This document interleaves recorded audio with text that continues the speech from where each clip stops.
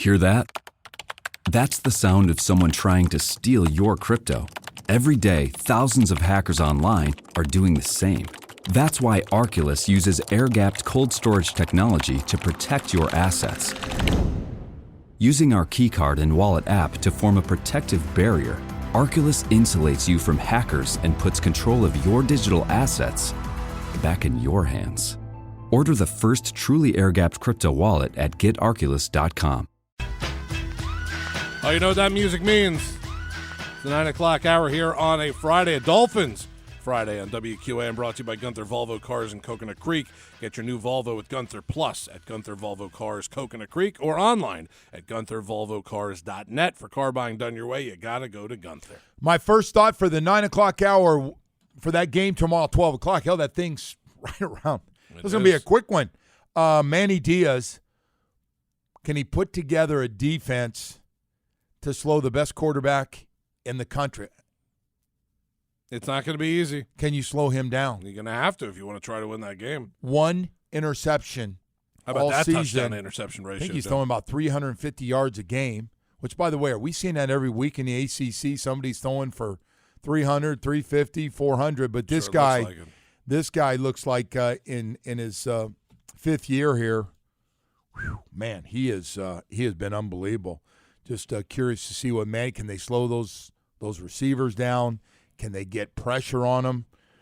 And yet still got to slow the running game. You can't forget about that. But, yeah, Virginia Tech slowed him a little bit, so maybe look at that tape and see what they did against him, because otherwise his last 5 games, 302 yards, 389, 403, 382. Virginia Tech held him to 203. Yeah. But otherwise he is blowing teams up right now. Yes, he is. Right. Yes, he is. So the other story was from last night. Anybody stay up and watch the Green Bay Arizona game? Green Bay missing their top 3 receivers, went into Arizona and won that game. Just an unbelievable story what they're able to do. Now, Aaron Rodgers didn't have a big passing night. He did have a couple of touchdowns. They got a 24-21 win. I don't know if anybody stayed up to see one of the last plays of the game. 2nd and goal at the Green Bay 5. Kyler Murray's got the field goal. I mean, that thing's overtime, but they're trying to win it, obviously. And this is where Kyler Murray, because he can run it easily, one of the best in the game from right there now. Yeah. with his ability to run in the open field, one of the better running quarterbacks, decides to go outside to A.J. Green, going against a guy that started on the practice squad here, is now starting for Green Bay, Rasul Douglas. It was the weirdest play. I get the matchup. A.J. Green's having a great year after Cincinnati last couple of years. Looked like he just lost his game. Done, right. He comes back and has just gotten off to a great start on a really good offense. Never looks back for the ball. The weirdest thing. And so while he runs in, he kind of gets jammed in the end zone. I thought he was going to turn and go, all right, just throw it, and I'll make sure I catch it. This guy's behind me. Body him out, it looked like, right? Yeah. Anyway, it wasn't a box out, and instead the ball was thrown outside and got intercepted. And I don't know if A.J. Green ever did turn around. No, he did after the ball was intercepted. I'm watching the highlight now on the bottom of the screen. Just a weird play. No, it looked like, I'm watching this now, and I'm no genius, but it looks like that A.J. Green thinks it's a running play and that he's just blocking the guy a little bit. He does not know what play that is. He just can't not know. That's what it looks like. A pass or a run. It looks like he doesn't turn around, not even for a split second, to see what's going on in the play. It looks like he thinks his assignment is just to knock this guy as far into the back of the end zone as you could possibly get him and keep pushing him. The DB watches the entire play develop, sees it. Shocked when he sees the ball thrown and goes the outside. Right. AJ's got no idea it's being thrown to at least break it up or try to catch it. And so that's how they lose. And the sad part is, if you're – and Arizona's had a great year. They were undefeated before last night. This thing, if you throw the incomplete, you're at least going to get to overtime. Correct. And they're trying to win it, and they're in pretty good shape. Listen, if there's a team I'd bet on inside the 10, Arizona would be one of them, because that running friggin' quarterback that can do so many things and having a great year, that they would have lost that game and never even got into overtime. Yeah, crazy. crazy end play for that offense, especially Aaron considering Rodgers in Green Bay has one loss, that opener, and since then they have not lost. One guy out with a hamstring and 2 COVIDs last night, and they win that game. What a great win. And by the way, it was a home game. I did not expect somebody to tell me the Green Bay Packers would have more than 50%. When I heard that, I go, you're not going to believe this unless you're listening to this right now. There is at least half this stadium's Green Bay Packers, if not more. Arizona's undefeated. How did Green Bay get all those tickets? I don't know. Open market, maybe? People trying to make a couple of bucks off their tickets? I don't know. I don't know how to explain that. That's what winning and great history will do for you right there. They're good every year.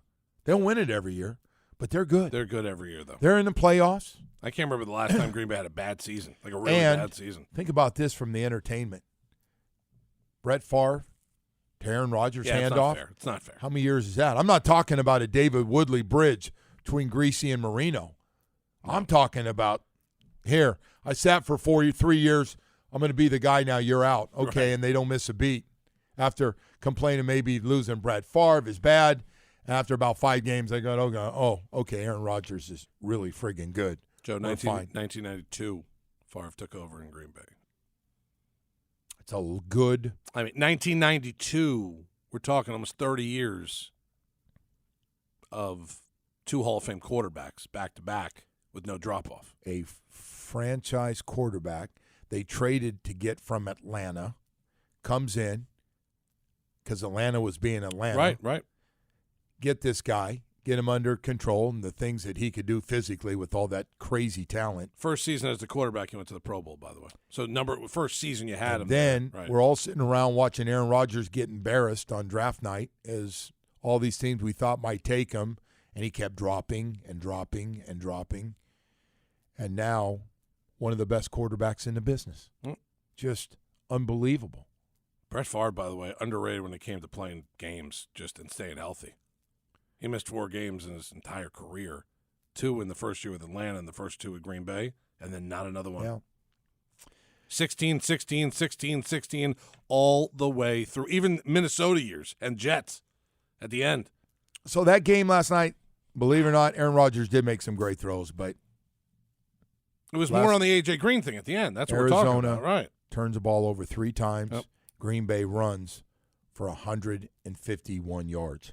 Those are nice numbers. If you're looking, don't turn the ball over. And the other team give you 3 extra possessions is a good way to do it.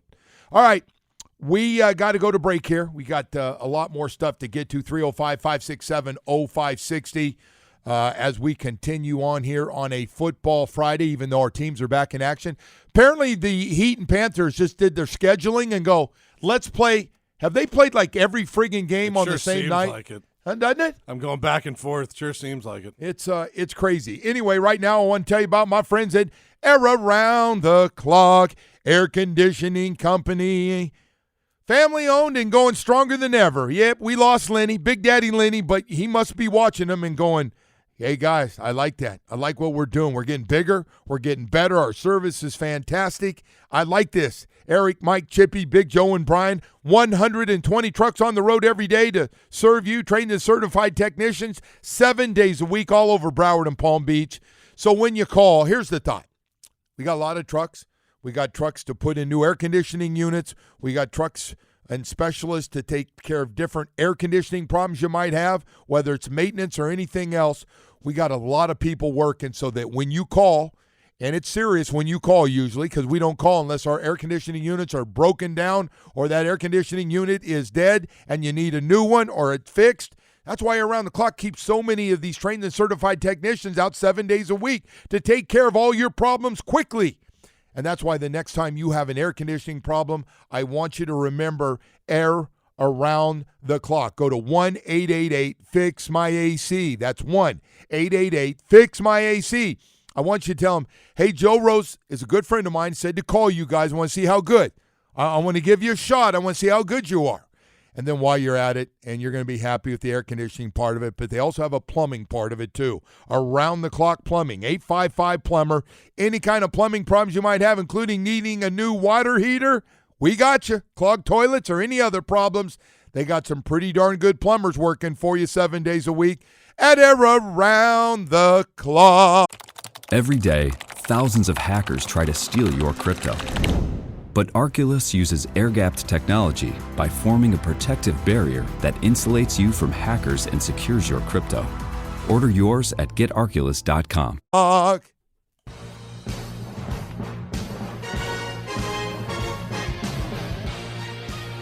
right, you know what that music means on a Friday morning. We're going to talk to Mike Florio from ProFootballTalk.com on the Toyota of Hollywood hotline. Mike, before we get into the football stuff, and of course we need to know if you picked the Dolphins this week or not, did we see that it's PFT 20? Is this 20 years of Pro Football Talk? Monday is the 20th anniversary of the day that we flipped the switch on the Commodore 64 and plugged in the AOL CD. Wow. Remember they used to... That's right. Would you get 90 minutes, 60 minutes? Yeah, right. And you had the 2400 BPS modem, and it screeched, and it scrawled, and it just took forever to hook up, and it took forever to upload stories and download articles. And yep, November 1, 2001. Wow. Mike, just to follow up on that. So here you are, you're an attorney, and you tell the family, hey, we're flipping over to the sports thing full time. Tell me what that wife said when you're going through this, and like, are you sure you want to do this? What happened? Well, by the time I flipped over to it full time, I didn't do that until NBC came around. So once she saw what they were offering, it was not a difficult discussion. Right.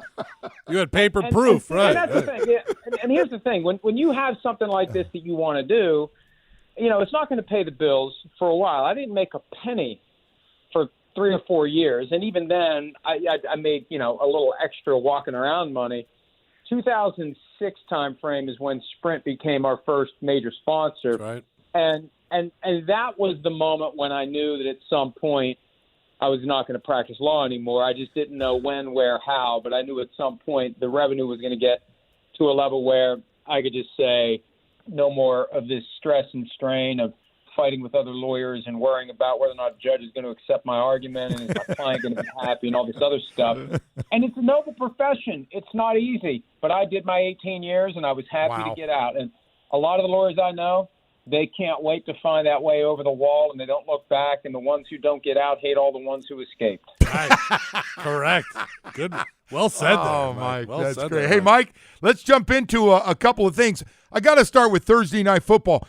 Can you explain to me what A.J. Green was doing, never turning around in the end zone? I'm just curious. Did he think it was a running play?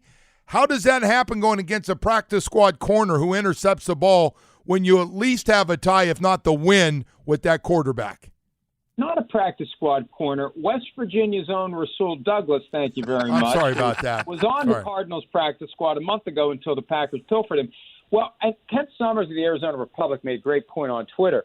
Because of the COVID protocols that continue to apply this year and they don't let reporters into the locker room after games, if they don't make A.J. Green available, and they didn't, to talk to reporters, nobody gets a chance to talk to him. Nobody gets a chance to ask him, AJ, what happened there? Did he think it was a run play? I don't know. But he never turned around. I don't know where he was in the progression, but it's not like Kyler Murray ran around for 7 seconds before he threw the ball. It was so amazing because that play in and of itself had like 5 things going on. Like at the snap, you're looking to see, is Kyler Murray affected by the limp that he had right before they went to the line of scrimmage? And then he throws the ball, and you can see that A.J. Green isn't looking. And then somehow Douglas makes the interception at the back of the end zone. It happened so fast. I was watching the game with a friend of mine. I was like, he intercepted that? Like, I can't believe what I just saw. Right. And of all the things we were expecting that could happen at that point, field goal for overtime, touchdown, Cardinals win, or touchdown and they leave Aaron Rodgers enough time to go down and throw a Hail Mary, I don't think anybody had on their radar screen an interception in the end zone. That's what made it even more jarring. Mike, I've watched that replay 50 times this morning. There's no way he thought that was a pass play or he just didn't know what was going on there. He was pushing him like it was a run play. That's what it looked like he was doing. He's pushing him to the back of the end zone, and I just can't imagine how he didn't understand or how they weren't even close to being on the same get away, page. man. Maybe Kyler knew he couldn't run it. I want to go back and watch what the linemen were doing. did they fire off the ball or did they go into a pass block stance? Right. Because it's possible Kyler was going to run that ball, but his leg was bothering him enough. And, of course, he said after the game he's not injured. Well, you know what? He got injured last year on Thursday night when they played the Seahawks, and he said after the game he wasn't injured. So I'm not going to buy that one. He clearly was limping. I thought maybe he was trying to pull a little okey-doke on the Packers by acting like he was limping and then take off and zoom right by. But it's possible that it was a running play and Kyler Murray had to improvise. All right, Mike, guess what Tua Tagovailoa's had to answer here in his 10-minute press conference the last 2 weeks? Nothing about football and only Deshaun Watson. Trade deadline after this week. We will finally know Tuesday at 4 o'clock. I'm going to ask you again. You think Deshaun Watson gets traded or he finishes the season with the Texans? I believe that a trade is going to happen with this caveat that has been slowly growing as the week has unfolded. And it comes down to this, and it's very simple.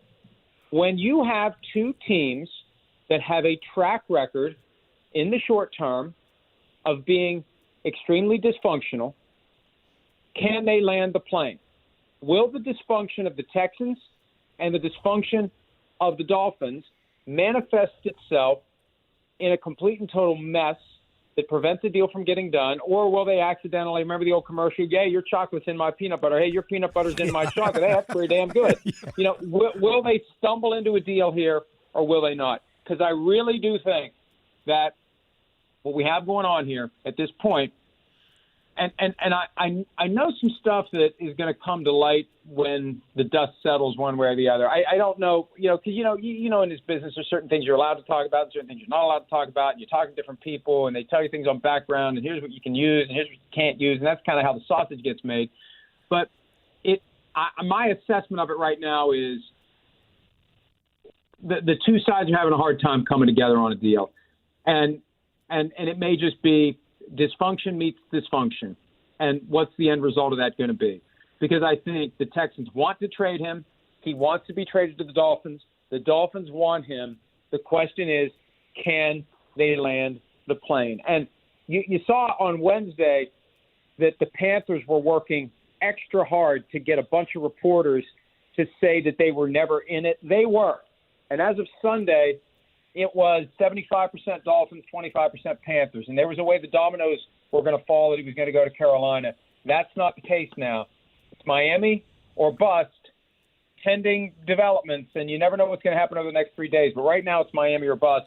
And I look at it as, can these two teams find a way to get a deal done? There's an art to getting a deal done. They did it a couple of years ago for Laramie Tunsil and Kenny Stills, and now they're going to try it again, but it's a different dynamic because it's Nick Caserio and Jack Easterby, not Bill O'Brien, who's calling the shots for the Texans. Mike, just a couple follow-ups on that. So I would guess if it did happen, the Dolphins want to know, at least from the NFL, hey, are you going to allow him to play this season, or are you going to pull out an NFL card, an exemption, and say he can't play? Do you expect they would let him play or not? The NFL is not telling anybody what they're going to do with Deshaun Watson as it relates to paid leave. The NFL won't make any decisions until it has to. And until he's in a position where he's grabbing a helmet and running out toward the field, the NFL doesn't have to make a decision. The factors here are the 22 civil lawsuits and the 10 criminal complaints. And how concerned are the Dolphins or any other team about the lawsuits and about the criminal complaints? And what can be done? What can be done to get certainty or resolution of either of those? In theory, the 22 civil lawsuits can be settled at any time. They were working toward a settlement earlier this year. The talks broke down on the question of whether or not the settlements would be confidential. And that means to me that they had number in mind, because you don't get to the argument of whether or not it's confidential if you don't have a number in mind. So that would change the dynamics. For example, if the NFL looks at it right now and the lawsuits are pending, they may feel one way about letting Deshaun Watson play. If the lawsuits get settled, they may feel a different way about it. And frankly, if the lawsuits get settled, there's a chance the criminal case fizzles out.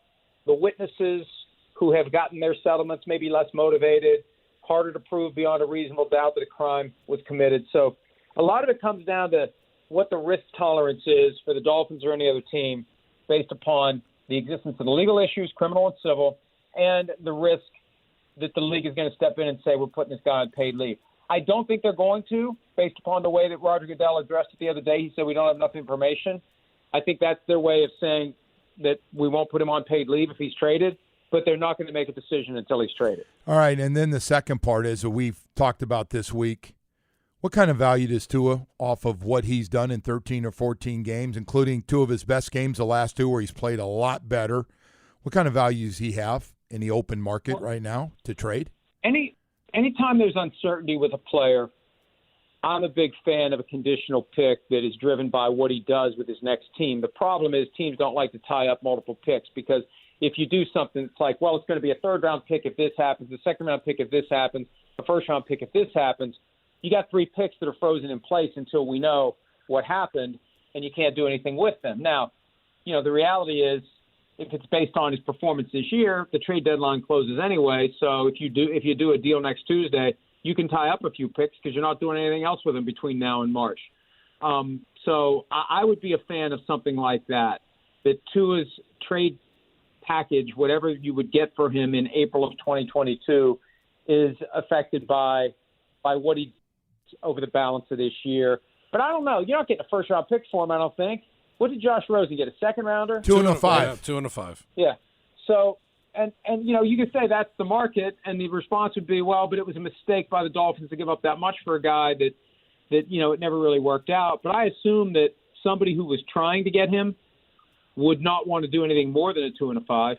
And, and then the other thing is maybe just keep him. I mean, the contract's not ridiculous. And until you know that Deshaun Watson is going to finish the season as your starter, you need Tua around. So that's interesting. Maybe they just hold him until the offseason, because in the offseason, that's when more teams are going to be saying, right, what do we do to upgrade a quarterback? We're not happy with the guy we have. And maybe you can get more for Tua trading him in March than trying to do a deal that would be the back end, like what the Broncos did. The moment they got Peyton Manning, they dumped Tim Tebow. Maybe you don't instantaneously dump Tua Tagovailoa. I just got to ask this, Mike, because it's something we talk about here on the show. And outside of South Florida, what's kind of the perception of how Tua has been treated since he got here? Drafted 5th overall, pulled from some games after he became the kind of starter last season. The way that they're handling the Deshaun Watson stuff, where no one's talking but Flores, and Flores is coming out saying Tua is our quarterback. The owner hasn't said anything. Like, what do you think? What's the outside kind of perspective outside of us here in South Florida? And it's fine. Let me say this about Brian Flores. He's reciting the words with no passion or conviction. And if you want to contrast at the other end of the spectrum, go look at what Mike Tomlin said when he was asked about possibly leaving the Steelers to coach USC. That's the kind of demeanor and delivery that shuts down any and all speculation or any disbelief of what the person's saying. Flores is saying what he has to say, and he said transparency this week. Tua said transparency. I think behind the scenes he's telling Tua exactly what's going on. And, I know there's a strong segment of the Dolphins fan base that is all in for Tua, but the reason that the Dolphins are looking at Deshaun Watson is because Tua hasn't gotten it done. Tua hasn't shown that he's potentially a short-list franchise quarterback. It's one thing to say, well, he's good enough. He's middle of the pack. Everybody wants top 5. And the Dolphins have wanted a Dan Marino for 20-plus years. And I remember saying back in late August, early September, when this all first kicked up, and I think Tua didn't take it very well, and that's when Brian Flores first came out with the present tense, Tua is our quarterback. If you want to shut this down, you come out of the gates and you start spitting fire and winning games.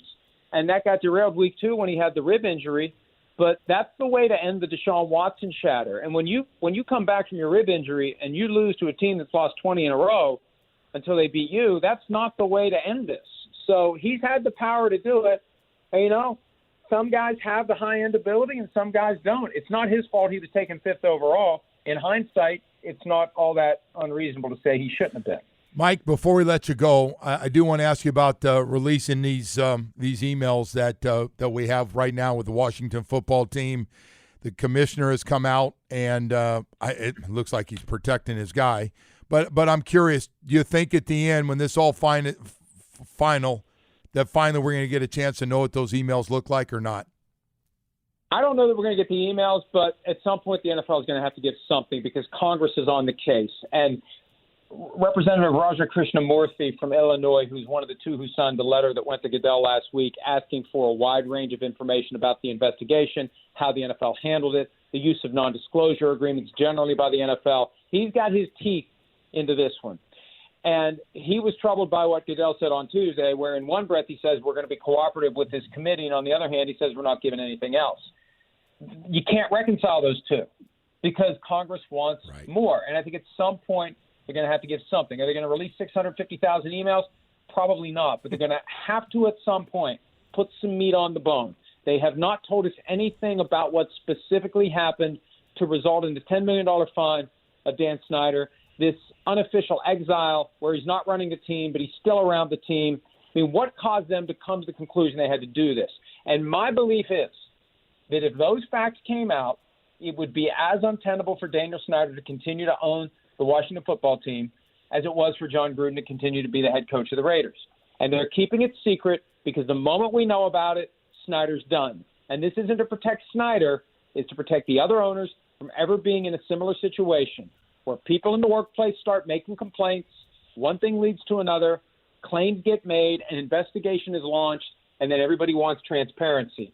The other owners don't want to be in a position where a handful of allegations can morph into a movement to basically cancel them, to force them to sell their team. That's what they're trying to avoid, the precedent that this would create. It's not to protect Snyder, it's to protect the other 31. Very interesting. Mark Davis wants a little sneak peek, though. Mark Davis wants a little sneak peek. He's still salty, yeah. Oh, and hey, that's significant. You're trying to present a united front here. When Mark Davis says, I think there should be a report, that is the kind of thing that causes people like me, others in the media, and Congress to be even more determined. Because, look, I'm convinced they are hiding something big. The harder they try to hide it, the more I believe that it's worth the time, the effort, and the PR flack they're taking. This idea that they can't redact names is bull you-know-what. But they're dug into it because that's how determined they are to try to hide it, and that's the best argument they can come up with. Mike, thank you. Really appreciate it. Thank you so much. Have a good weekend. No Schefter questions this week? Oh, wait. Who you take? You like the Bills or the Dolphins this week? Who do you like, Bills or Dolphins? What's Poor your pick? Schefter. Schefter looks like he just wants out. I've never seen. He looks miserable. He sits there like, I don't want to be here anymore. I'll see you guys. All right. That's Mike Florio for Pro Football Talk. I forgot. I was going to ask him. Haven't you seen Schefter every time he's on TV? Like, Adam, what's wrong? Problems at the home? I don't see him tweeting that much anymore. Nothing. Like, really, he's one of those guys that has the latest. All the information. Like, before the game, the inactives, this thing. It's unbelievable. All right, let's go to break with 305-567-0560 when we get back. Every day, thousands of hackers try to steal your crypto. But Arculus uses air-gapped technology by forming a protective barrier that insulates you from hackers and secures your crypto. Order yours at getarculus.com. For my monster from his slab began to rise. Yes, sir. A little Halloween coming up here. Sunday night. What are you dressing up as? The first one I'm going to miss. I'm going to dress up as a guy in a hotel. A visitor in Buffalo? Visitor in Buffalo. You better eat at the Anchor Bar. You're going to eat at the Anchor Bar Sunday night? No, I'm going to eat there Saturday night. Okay. As long as you get that. And probably go back Sunday night, too. Yeah, of course. Yes, if you're going to go up there, then Anchor Bar, your rear end off, right? No question. You can eat a steakhouse anywhere you want. Yeah. Can't eat at the Anchor Bar when you go to, a different location. You're going to eat at Buffalo. Part of it's hype. Probably the truth be known, we probably have chicken wing places down here that are as good, if not better. But that's the original. Like the people in Buffalo go, oh, that Anchor Bar, what a tourist trap. Right. It's not as good. The guy in the hotel, and I go, no, you miss it. Like when you hear about the Anchor Bar so much. You got to try it. You got to go there. Right. And by the way, you're not the only one there. It's friggin' packed. You're not walking right in and getting a table? I always love the guys from Buffalo Bills. Their media guys go, go there. We go to this other place. Not me. I'm going to the Anchor Bar. Well, because you get all hyped up to go to a place. It's like that friggin' In-N-Out burger. It's so overrated. Great comparison. No, it's not. It is. It's a good comparison. It's not overrated. It's good. It's okay. It's a very, very good fast food burger. My two daughters, when we went out there, starved themselves all day because they knew we were going to go there. I promised them when we got off the plane. You were going to head there. We were going there. In Reno. We were in Reno. We were going to a place real close to the airport. We knew exactly where it was. And so they're going, this is the best. I go, you haven't had anything to eat all day. Didn't matter what you were going to eat. You were going to call that food the best you've ever had because you guys didn't eat all day. Right. So you could eat I did the same thing. When me and Hawk went out to the Super Bowl years ago in Phoenix, we got off the plane, got a rent-a-car, went to the hotel, and on the way to the hotel there was an In-N-Out burger. We're like, yeah, we got it. We've never been. Either one of us has been there before. We got to try it. You're saying they were biased because they were hungry? Yes. What the hell? They're starving.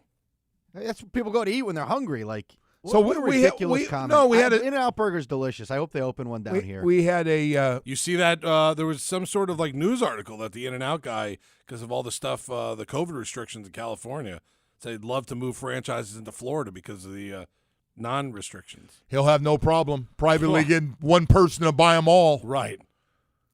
You open a couple of those down here, they're going to be packed like White Castle was in Orlando. Out. You can't be an investor because you think it's overrated.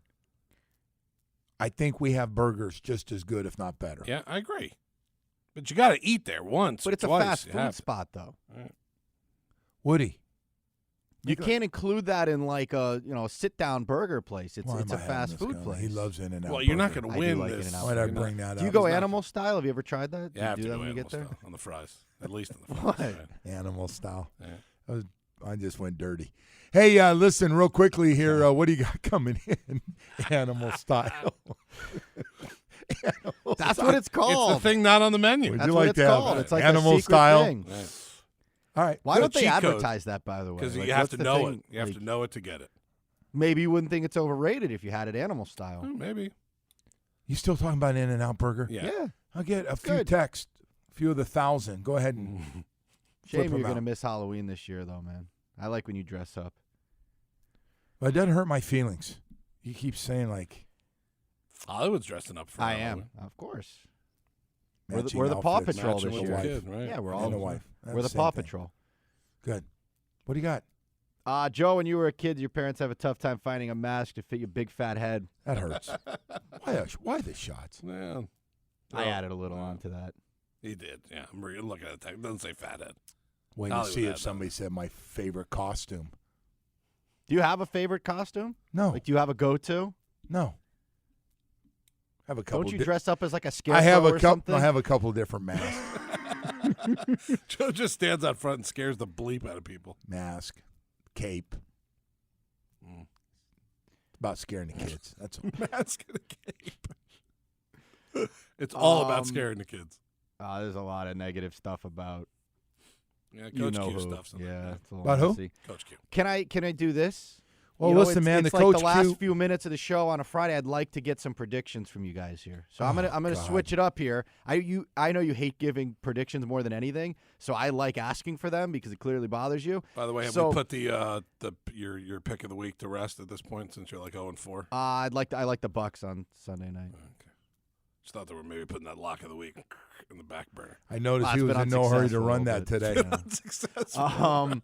We'll try to maybe we'll get back next week. Okay. But- All right. all right. Dolphins and Bills. So all these text messages that I asked you, and you're going to go to this. You really want some of these? Yeah, I want to hear a couple. No, you don't. Trust me.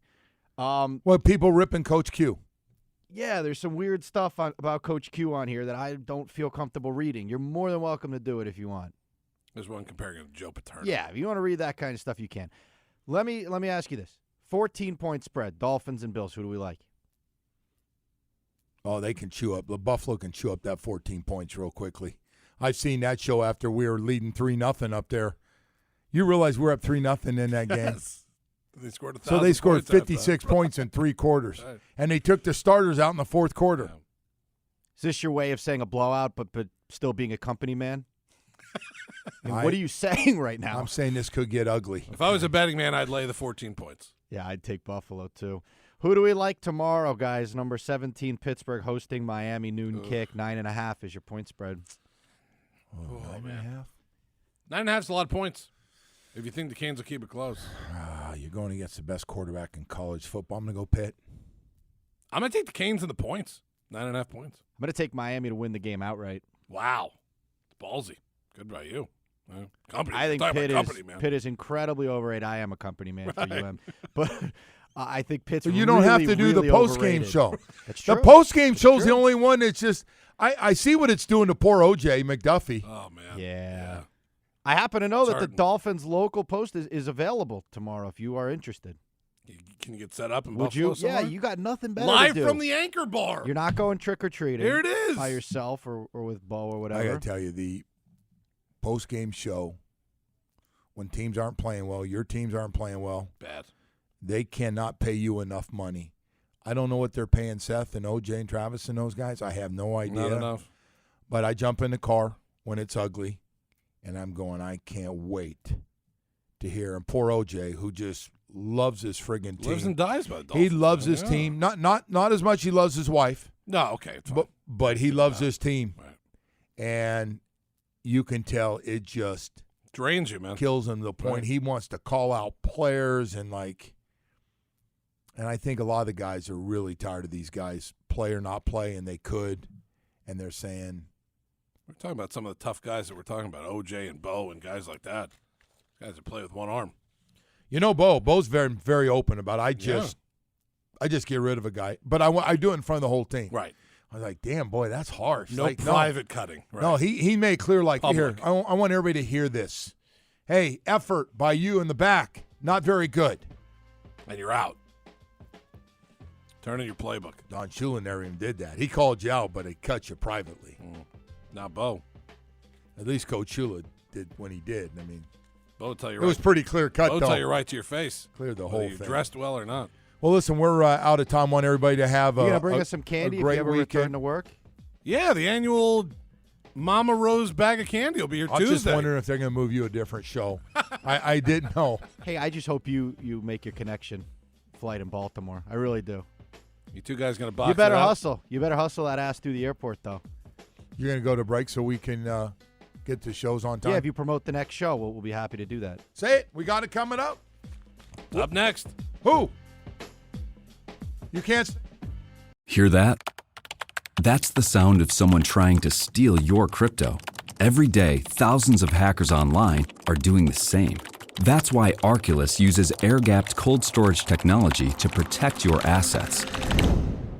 Using our keycard and wallet app to form a protective barrier, Arculus insulates you from hackers and puts control of your digital assets back in your hands. Order the first truly air-gapped crypto wallet at getarculus.com.